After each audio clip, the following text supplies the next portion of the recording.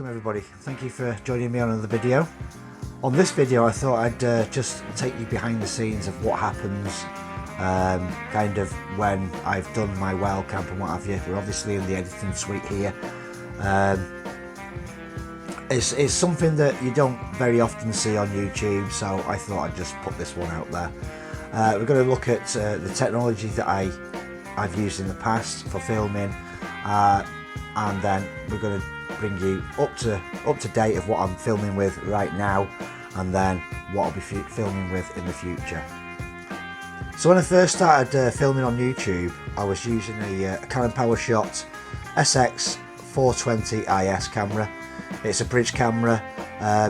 The audio was pretty poor on it because there was no external microphone, so I couldn't plug a microphone into it. I was just using the camera's audio as it was. The picture quality, it could only go up to 720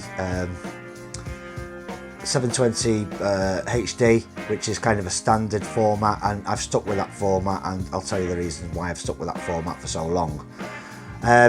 So it was a start-off camera. It was okay, it did the job. So I sold that camera and I went on to my phone, which I'm filming with now. This is a Sony Xperia Z5, I think it is. Usually I use the rear camera, but then that started to fail, and this camera doesn't like to get hot either. I found with it really does not like to get hot, this camera. Currently I'm using, well, for the last year or so I've been using this mobile phone to do all my videos. There's a couple of other cameras that I've used in the past. So the first one being a Campac, one of these Chinese jobbies. It says it's 4K, it's nowhere near that. That was okay. That's the second one I've had of them.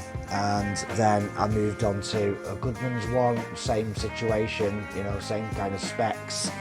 They say they're all, you know, whistles and bells, but they're not really. The only advantage is this came with 3 batteries and that came with 3 batteries, so I had loads of batteries for whichever camera I wanted to use. I settled with this one in the end, but it's not brilliant. And also you can, you know, go underwater if you've got one of these. Both of these cameras fit in this unit, so you could do some underwater footage.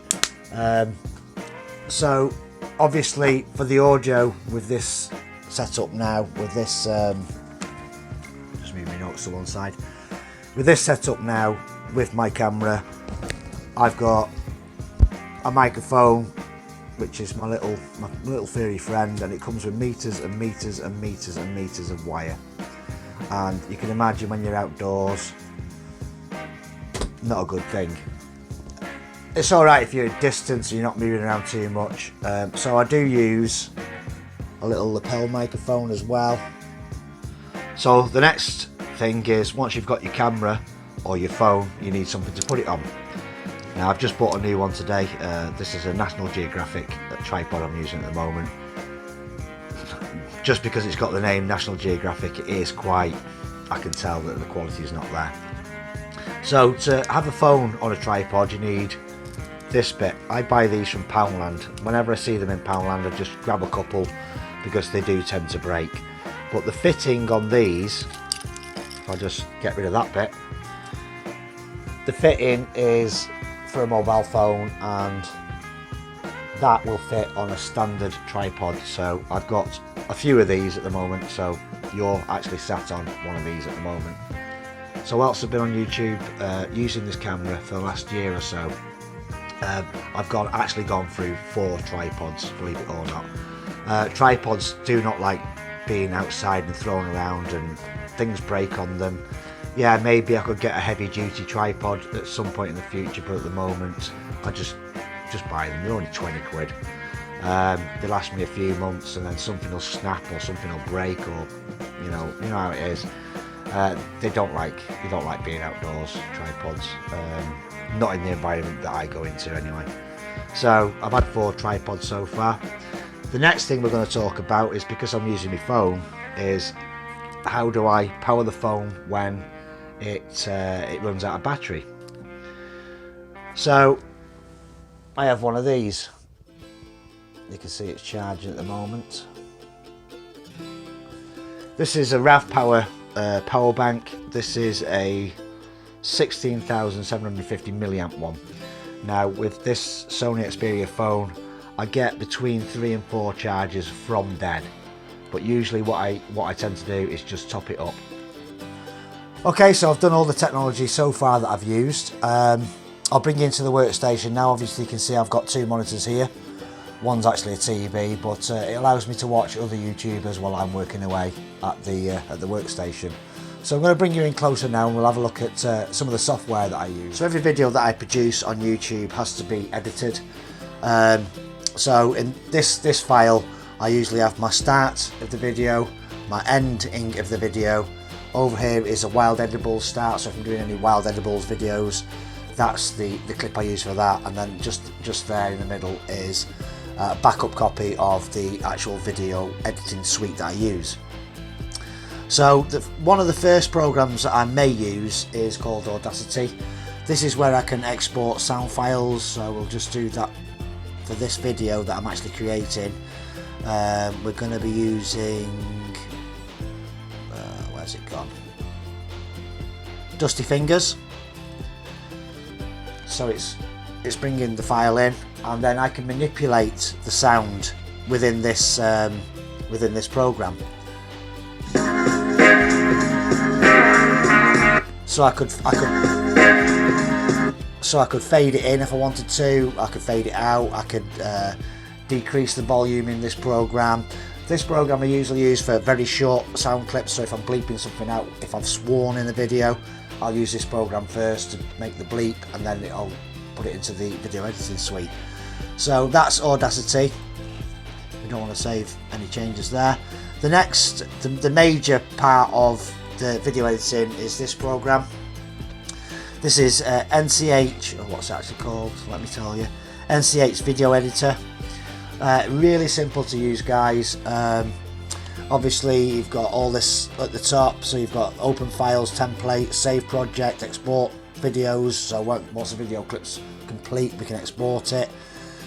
So basically what I do is I'll choose my file down here.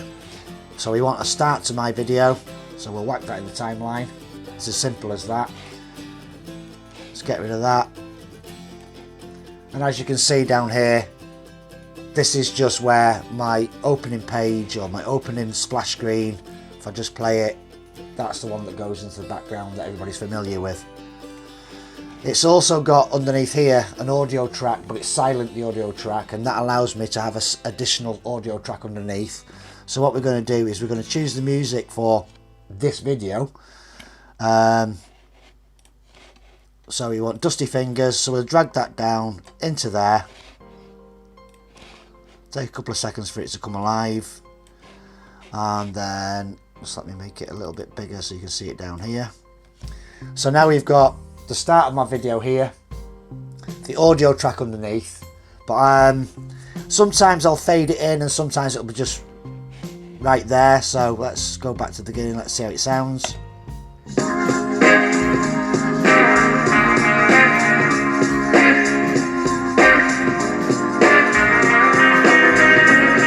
Then we're into black, so that means I can add another clip in at this point.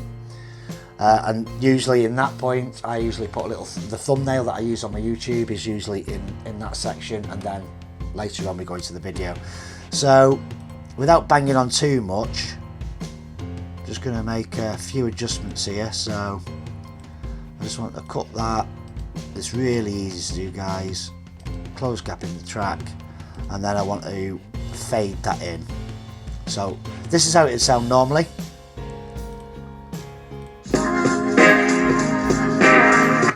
But for this video, and you'll notice when I upload the video, we're going to fade it in.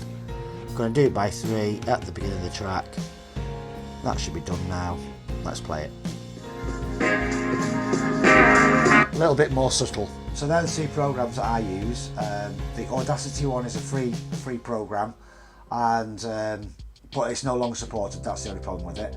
And the NCH one is an unpaid version of it. So every time I make a video, I have to reinstall that program on the PC. That's why it's in that folder that I showed you before.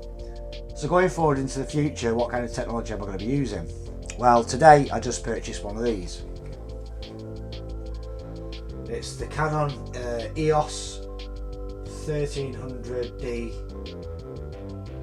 DSLR camera.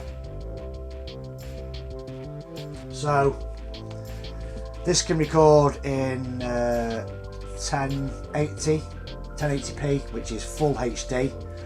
It's going to take me a while to get to grips with this camera, obviously, guys, so bear with me if you see little mistakes and what have you concerning video quality and what have you. So I think I've set it up right. The last SLR camera that I had was 35mm film. Wasn't a video device like this, far cry away from it. So I do know about some of the settings, ISO, AF, all that kind of thing, and I think I've set it up correctly for what I want to use it for. I will still be using my mobile phone for doing the thumbnails because it's just easier that way, because I've got an app that helps me out with that. So yeah, I'm really looking forward to that. Like I said, new tripod as well. It's unbelievable the amount of tripods I go through in the field. So let's wrap it all up. So that's me waffling again. So I'll round this video off with saying thanks for watching, guys. Give me a thumbs up, thumbs down, tell me what you think, leave some comments, subscribe, press a little bell, wherever it is, down there somewhere, and I'll see you all in the next one, guys. Thanks for watching.